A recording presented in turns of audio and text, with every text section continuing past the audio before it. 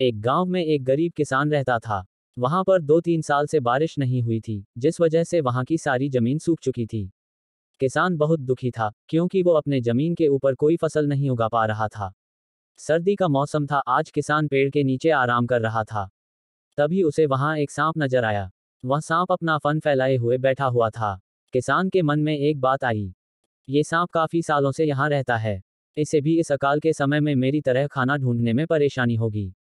फिर गरीब किसान ने मन ही मन यह तय किया कि वो हर रोज सांप को एक कटोरी दूध पिलाएगा। अगले ही दिन किसान एक कटोरी में दूध ले आया और सांप के बिल के पास रखकर कहने लगा, हे नागराज, आपको मेरा प्रणाम। मैंने कभी ध्यान नहीं दिया कि आप भी यही रहते हैं। सूखे की वजह से मैं तो परेशान हूं और मुझे लगता है आपको भी परेशानी हो रही होगी, इसलिए अब से मैं रोज आपको एक कटोरी दूध पिलाया करूंगा। ये बोलकर किसान ने वो कटोरी वहीं छोड़ दी और वहां से चला।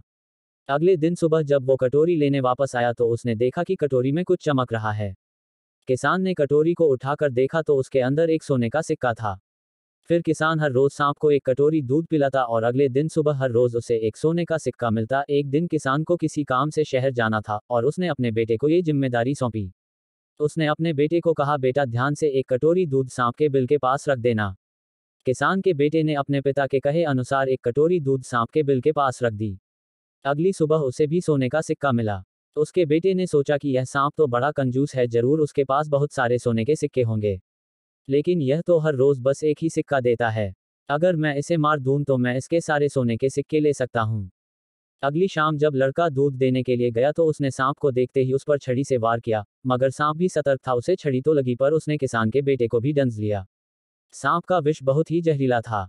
देखते ही देखते किसान के बेटे की मौत हो गई और जख्मी सांप अपने बिल में वापस चला गया।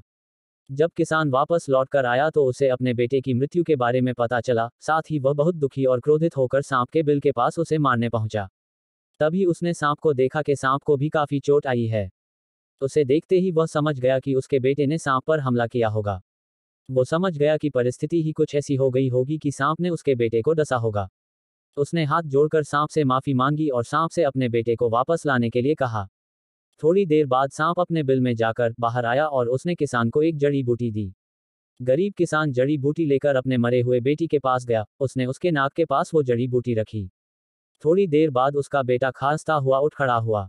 जिंदा होने के बाद किसान के बेटे को उसकी गलती का एहसास हुआ। वो अपने पिता के साथ सांप के बिल के पास गया और उससे हाथ जोड़कर माफी मांगी और बोला, हे नागराज, मुझे क्षमा कर दीजिए। अब मैं किसी भी पशु, पक्षी या जानवर पर हमला नहीं करूंगा। मुझे क्षमा दान दें। सांप ने भी खुश होकर अपना सिर हिलाया और वापस अपने बिल में चला गया।